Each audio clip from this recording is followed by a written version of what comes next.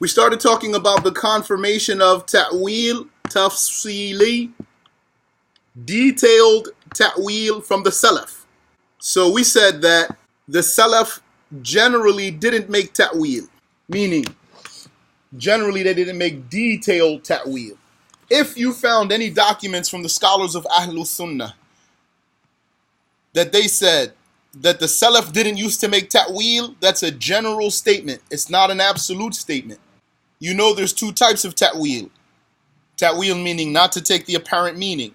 So there's general ta'wil, ta'wilun ijmali, which is to not take the apparent meaning but not to offer any particular meaning, and ta'wil tafsili, detailed ta'wil, which is also not to take the apparent meaning but to actually offer an alternative meaning, to specify an alternative meaning. So you might find some statements from some scholars that the Salaf didn't used to make ta'wil like that. And it means they didn't used to make detailed ta'wil. And even that actually means that generally they didn't make detailed ta'wil, because it is confirmed that occasionally they did give detailed ta'wil, and that's what our lesson is. The title is Thubutu Ta'wili Tafsiliyi Ani Salaf, confirmation of detailed ta'wil from the Salaf. Let's recap, insha'Allah ta'ala, what we went over. We said that detailed ta'wil, although it was the norm and the habit of the Khalaf, they are the latter day scholars. The Salaf are the first 3 centuries, and the Khalaf refers to all the subsequent generations after that. That's what Ahlul Sunnah said. There's the Salaf and there's the Khalaf. Ahlul Sunnah didn't say there's the Salaf and then there's the Salafiyah. They said there's the Salaf and the Khalaf. So, although detailed ta'wil was the norm and the habit of the Khalaf, the latter day ones, it is confirmed from more than one of the Imams of the Salaf.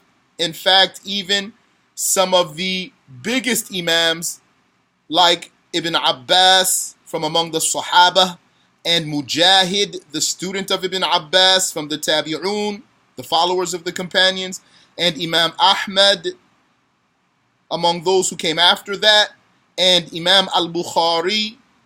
We mentioned the ta'wil of Ibn Abbas for يَوْمَ يُكْشَفُ عَنْ سَاقٍ, which is the 42nd ayah of Surat Al-Qalam, the pen. Ibn Hajar al-Asqalani in Fathul Bari said, وَأَمَّا السَّاقُ فَجَاءَ عَنْ ابْنِ عَبَّاسٍ فِي قَوْلِهِ تَعَالَى يَوْمَ يُكْشَفُ عَنْ سَاقٍ قال عن شدة من الأمر والعرب تقول قامت الحرب على ساق إذا اشتدت. Ibn Hajar said, as for the saq, which apparently means shin, S-H-I-N, Ibn Hajar says, concerning the saying of Allah, يَوْمَ يُكْشَفُ عَنْ سَاقٍ, the day when a saq shall be exposed. It came from Ibn Abbas that he said, عَنْ شِدَّةٍ مِنَ الْأَمْرِ, that it means the day when a severe matter shall be exposed. So according to Ibn Abbas, saq means shiddatul amr, or something to that effect. He said, an saq means an shiddatin min al-amr. The Arabs say, قامت الحرب على ساق, which seems to say something to the effect of the battle or the war stood upon a saq, meaning that the battle or war became intense or severe. And we mentioned here at this point that this particular example is a case of a figure of speech in Arabic that apparently has no match in English. Because the word wajh in Arabic, which apparently means face, has several meanings, and the English word face also has several meanings. And some of these other meanings for wajh and face are the same. So wajh can mean face, and wajh can mean direction, just like face can mean direction. So they have the same apparent meaning, and they also share figurative meanings, but not 100%. They are not complete matches. One of the meanings of wajh in Arabic is self. And I personally don't know that the word face in English means self. Same thing for ayn and eye and yed and hand. They share literal and figurative meanings, but not 100%. They are not exact 100% matches. This is one reason why the debate between us and the Wahhabis is sometimes difficult. Because even if we say yed is not the apparent meaning, wajh is not the apparent meaning as attributes of Allah, and ayn is not the apparent meaning of face and hand and eye, but all these three words in English, face, hand, and eye, also have other meanings in English that are not body parts. And those other meanings also are other meanings for ayn and wajh and yad in Arabic, but not 100% back and forth. So some people, because they know that these words have some of the same alternative meanings, some of the same figurative meanings, they see them as matches, and they say, okay, you can say hand of Allah and face of Allah and eye of Allah, when they are not exact matches. And this is more of a reason why you shouldn't translate them, because hand is not an exact 100% equivalent of yed, and likewise face is not a 100% equivalent of wajh, etc. As for saq, I personally am unaware of any English figure of speech that uses the word shin. So we wouldn't say today was a big shin, or there was a great shin today, meaning it was a hard day, for example. My day was a shin. I had a shin of a day. It doesn't work. Also of something that happened with me personally, which is that I had a discussion with a brother in Arabic once. We disagreed about something, and I told him, I wanted to tell him, put yourself in my shoes, meaning look at it from my perspective. So I said to him, knowing that the statement would probably be strange to him, but thinking that he could probably understand my gist, I said to him, ضع نفسك في حذائي. Put yourself in my shoe. And he was offended by that, because the expression doesn't work in Arabic. So keep that in mind. It helps you to understand, insha'Allah ta'ala. Also, we mentioned some other explanations that had been transmitted from the Salaf about this ayah, the 42nd ayah of Surah Al-Qalam. And this is Ibn Hajar continuing to say, قال وجاء عن أبي موسى الأشعري في تفسيرها عن نور عظيم. And it was reported about Abu Musa al-Ash'ari, and he was a companion, that ansaq means an nurin azim, a great light, the day when a great light would be exposed. or made apparent. And what does that mean?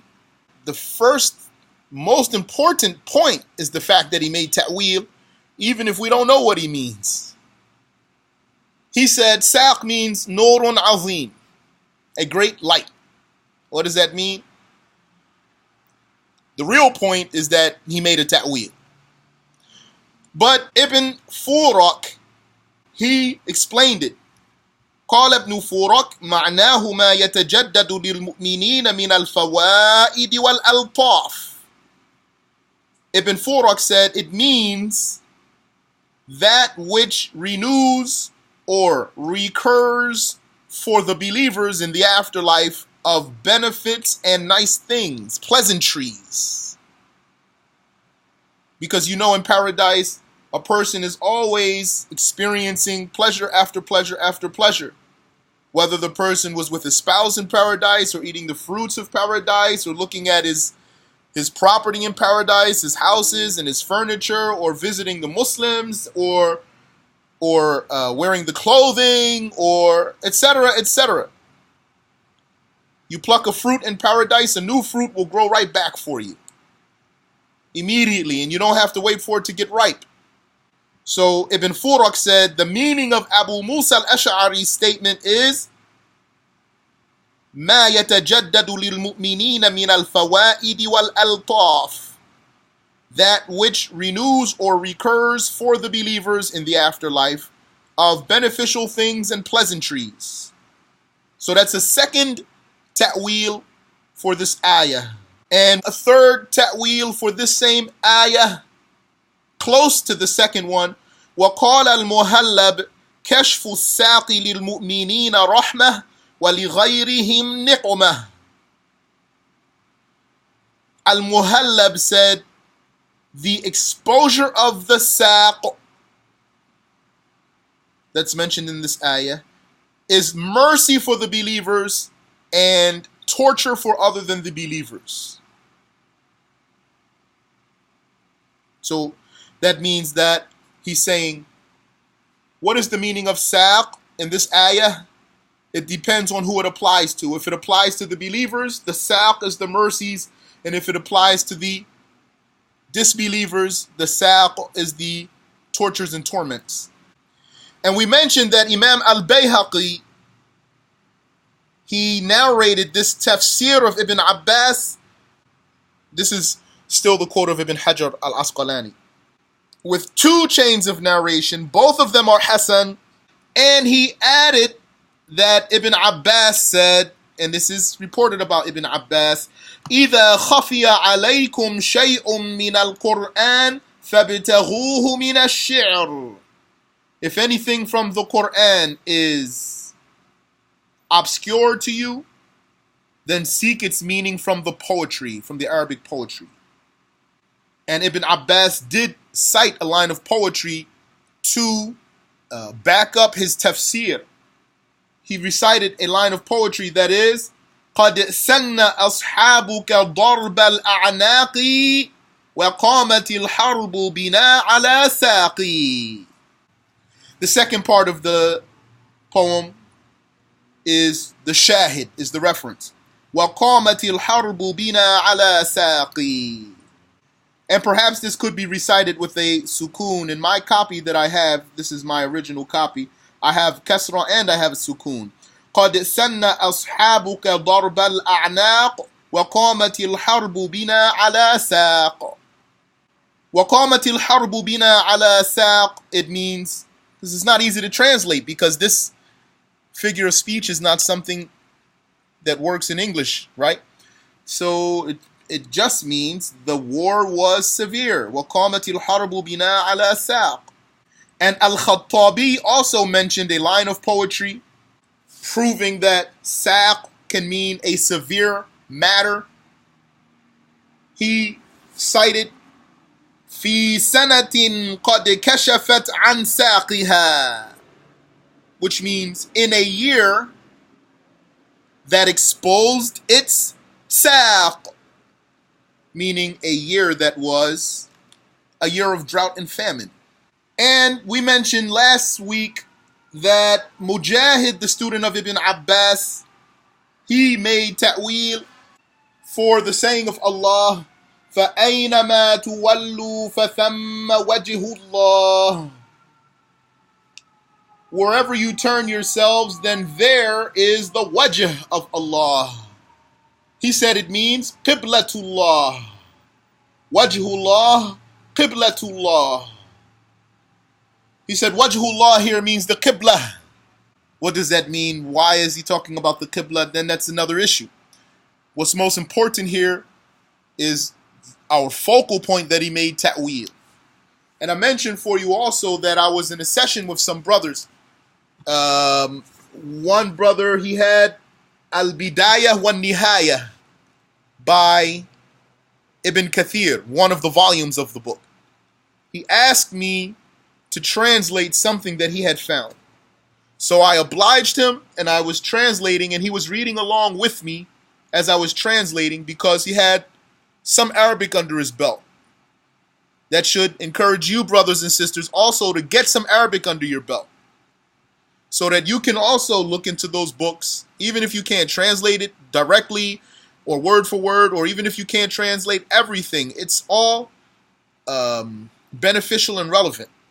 I mean, I'm kind of digressing here now, but I remember when I could barely understand some of those things. I could just make out what those statements were saying with help. I would go to someone and say, you know, I might have a quote of Ibn Hajar or a quote of An-Nawawi and say, brother, can you translate this for me? And he'd translate, and I would look and say, oh, okay, mashallah. So you can do the same. And your enemies are doing that, brothers and sisters. So, mashallah. So I was translating in Al-Bidayah wa Nihayah by Ibn Kathir. That's a history book.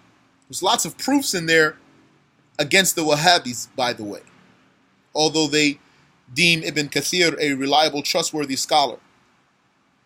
So the segment that I was reading kept mentioning wajhullah, and I was saying qiblatullah on purpose. The brother I was reading for, he had a Wahhabi influence, but he was a nice brother. I liked him, mashallah, and he liked me, alhamdulillah.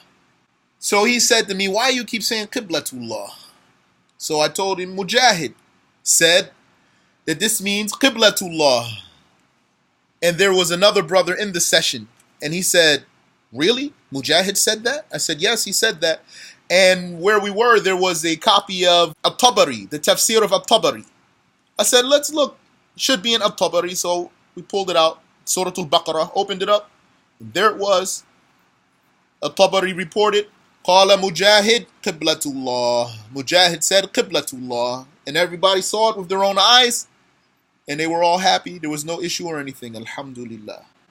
It's probably an Ad-Durrul Manthur by As-Suyuti.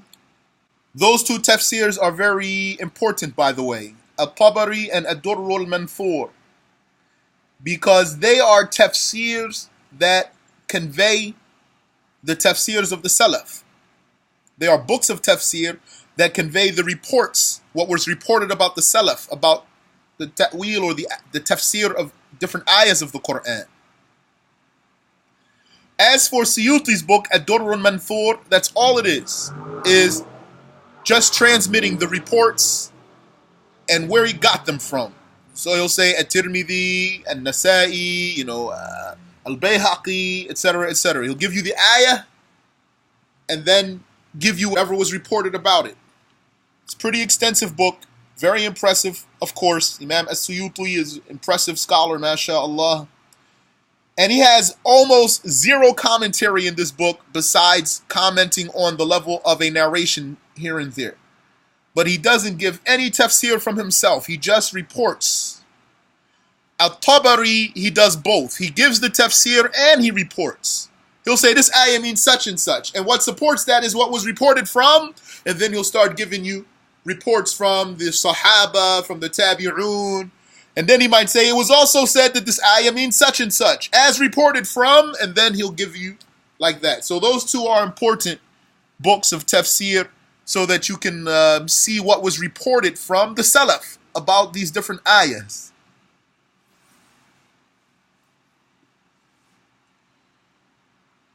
So anyway, Imam Ahmad, al-Bayhaqi narrated about him in his Manaqibu Ahmad, which is his book about the merits of Imam Ahmad and different things that happened with Imam Ahmad, from the route of Al-Hakim, from Abu Amr ibn Simak, from Hanbal, that Ahmad ibn Hanbal gave ta'wil to the saying of Allah, وَجَاءَ رَبُّكَ, which seems to say, your Lord comes, or your Lord approaches. That he said, it is the reward of your Lord that comes. And ثم قال البيهقي وهذا إسناد لا غبار عليه. Al-Bayhaqi said, this is a chain of narration that has no dust on it. And Ibn Kathir, he also reported that about Imam Ahmad in his history book, which is Al-Bidayah wa Nihaya, the book we were talking about. So that's a proof against the Wahhabis when they claim that the Salaf didn't make ta'wil. If you don't want to take it from Al-Bayhaqi, take it from Ibn Kathir. Yani, if you don't want to give it to them from Al-Bayhaqi, because to them Al-Bayhaqi is a deviant, give it to them from Ibn Kathir. And you know something that's interesting, brothers and sisters? I once sat with a Wahhabi. He wanted to sit with me, so we sat, and he had a book that he wanted me to look at. He gave me the book first before we sat. He said, check out this book and tell me what you think. Pure Wahhabi book. So I looked at it. It was a Wahhabi book. And there was something I noticed about the book. It was the first time I noticed this, because I really don't look in Wahhabi books too often. But after that, I started finding a recurring theme, which is what? The Wahhabis most of the time, or very often, they don't actually give you the exact quote, the exact word for word quote. Rather, they'll make a claim and then say, Fulan said, and Fulan said, and Fulan said. The book he gave me, it made a claim about something in hadith knowledge. And then he said in the book, I think the name of the author, his name was Jami, Al-Jami, or something like that. I was told he was an Ethiopian. In the table of contents, it said, the quotes of the scholars of the Salaf who said such and such. That such and such was different from what I knew to be true. I said to myself, well, this isn't true. But he's saying he has quotes from the Salaf about this? Wow, I better look at this. So I opened it up and I looked, and there was not a single quote. It was just claimed. It said, it made their claim, and they said, and among the Imams who said that was Ibn Abbas and Fulan and Fulan and Fulan and Fulan. I said, where's the quotes at? There were no quotes. I went, when I had to sit with the brother, I took with me two books. I took with me Nukhbatul Fikr by Ibn Hajar al-Asqalani, and the book that I'm reading now, actually. I showed him what's in Nukhbatul Fikr that's different from what was in his book. I told him, look, your author said in the hadith science is like this and this. And he said in the table of contents, these are the Imams who said so. So, but when you look, he doesn't give you any references and he doesn't give you any quotes. Then I said, now look what Ibn Hajar says. And I showed him, and it was contrary to what was in his book. He had no response. Then I said to him, also, what's in this book about ta'wil is not true. I said, let me show you some documents. So I opened up my book, and I showed him. I started reading quotes to him, like what we're doing right now. He was silent. He didn't say anything.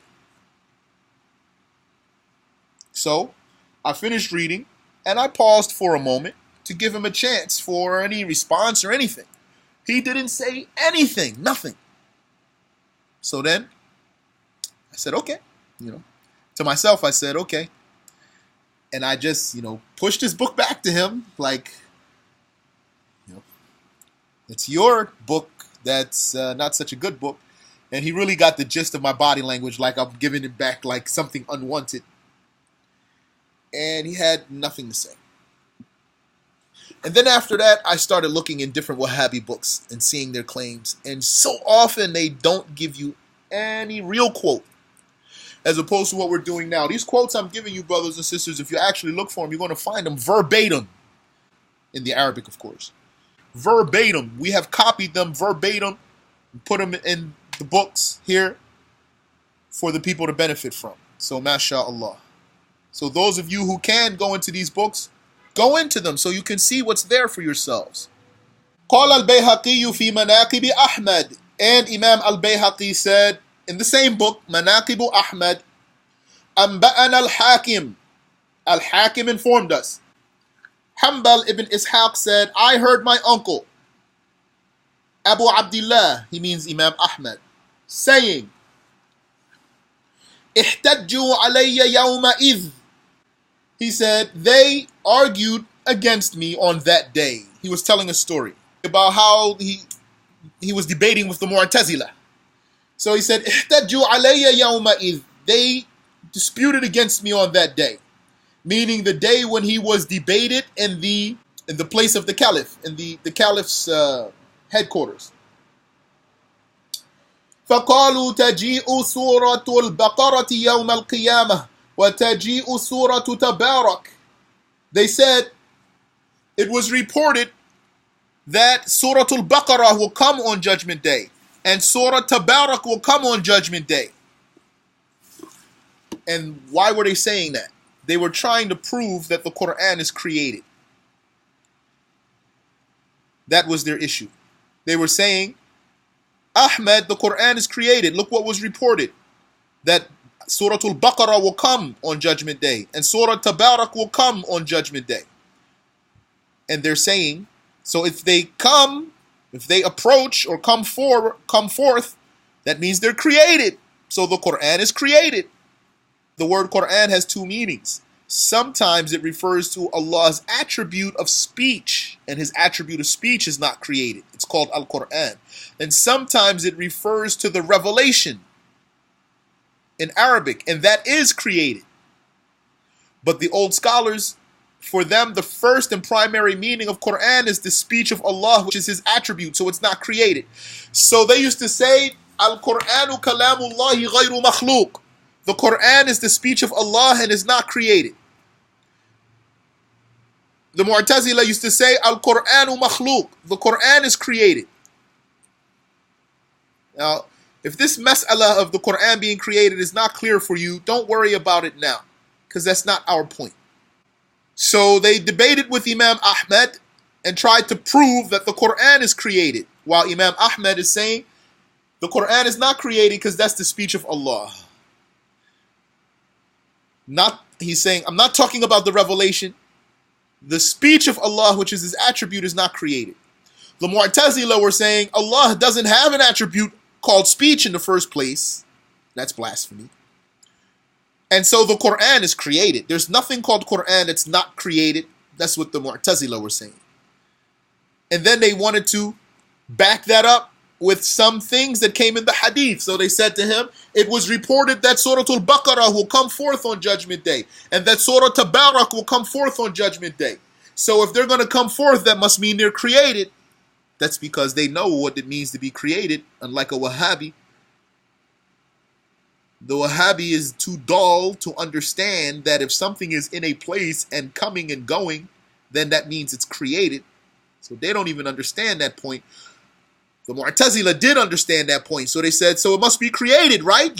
Surely you don't disagree with us that if something is coming and going, it must be created. فَقُلْتُ لَهُمْ, Imam Ahmad said, so I said to them, إِنَّمَا هُوَ الثَّوَابِ. This only refers to the reward. قَالَ اللَّهُ تَعَالَى وَجَاءَ رَبُّكَ. Allah the Exalted said, وَجَاءَ رَبُّكَ. It seems to say your Lord comes or your Lord approaches. Imam Ahmad said, إِنَّمَا يَأْتِي قُدْرَتُهُ وَإِنَّمَا الْقُرْآنُ أَمْثَالٌ وَمَوَاعِظٌ. He said, it is only his power that comes, and surely the Qur'an is examples and preachments. That means the Qur'an is abundant with figures of speech. And when he said, إِنَّمَا يَأْتِي قُدْرَتُهُ, it is his power that comes. He meant the traces of his power. The traces of Allah's power, which is Allah's creating the horrors of Judgment Day. That's the traces of his power. So, let's back up real quick and clarify. Imam Ahmad is reported about him that he made ta'wil for وَجَاءَ رَبُّكَ, which seems to say your Lord comes or your Lord approaches. He said, إِنَّمَا يَأْتِي قُدْرَتُهُ, his power comes. That's Imam Ahmad's ta'wil for the ayah, that it means his power comes. And this ta'wil of Imam Ahmad, it needs a ta'wil, because it's not the power of Allah, which is his attribute, that comes, because then we're coming back to the same issue, right?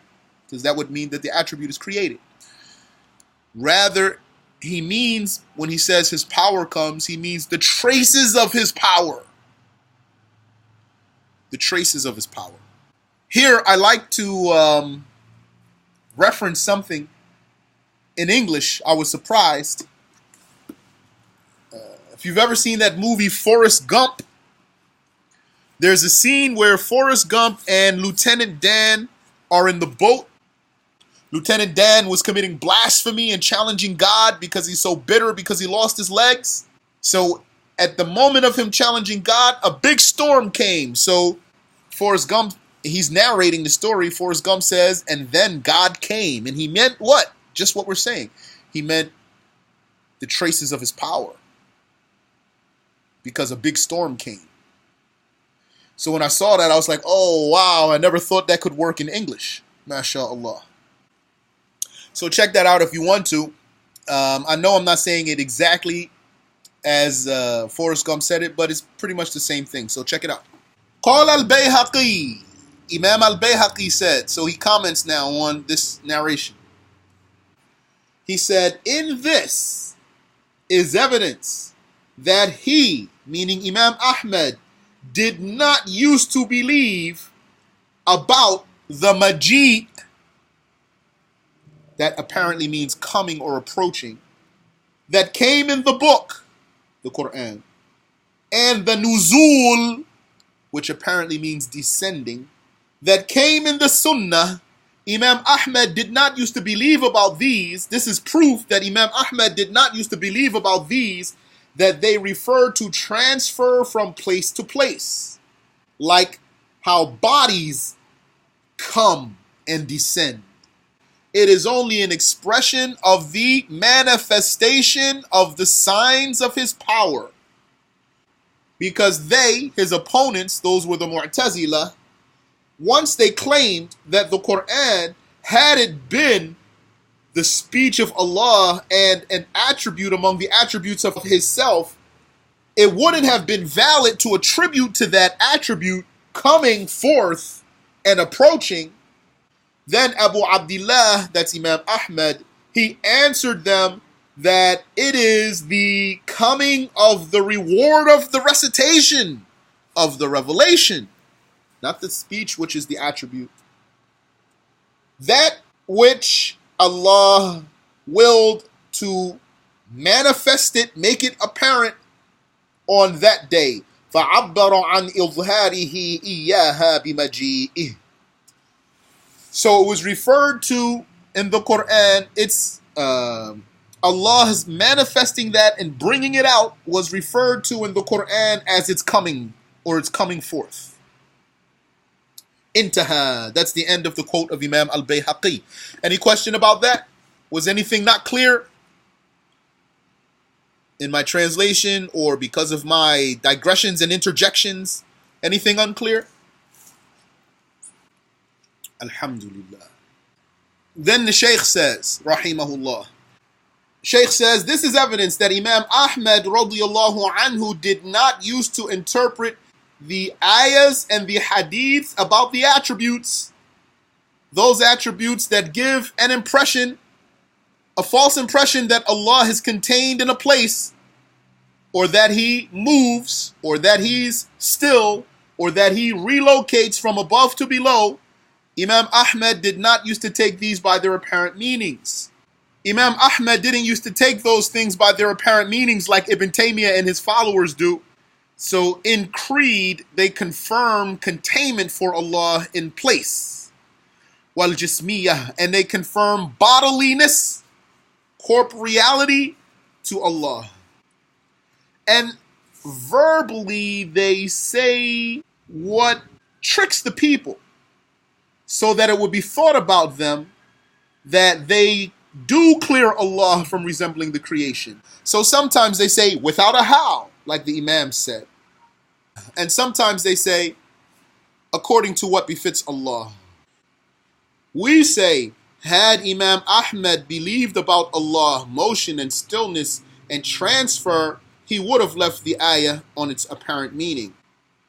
And then he would have explained the Majid, which apparently means approaching or coming forth, with the meaning of relocating from above to below, like the coming of the angels. And he would not have stated this ta'wil. And Imam al-Bayhaqi related in Al-Asma'u was-Sifat from the route of Abu al-Hasan al-Muqri. He said Abu Amr al-Saffar informed us that Abu Awana, he said, informed us that Abu al-Hasan al-Maymuni told us. Qala, he said, Abu al-Hasan al-Maymuni, he said, خرج إلي يوما أبو عبد الله أحمد بن حنبل فقال ادخل. He said, one day Abu Abdullah came out to me, Ahmad ibn Hanbal, and he said, come in. فَدَخَلْتُ مَنْزِلَهُ. So I went into his house. فَقُلْتُ أَخْبِرْنِي عَمَّا كُنْتَ فِيهِ مَعَ الْقَوْمِ وَبِأَيِّ شَيْءٍ كَانُوا يَحْتَجُّونَ عَلَيْكَ. And so I said to him, tell me about what happened with you and those people, and what things they argued with you about. قال بأشياء من القرآن يتأولونها ويفسرونها. He said some things from the Qur'an that they were misinterpreting.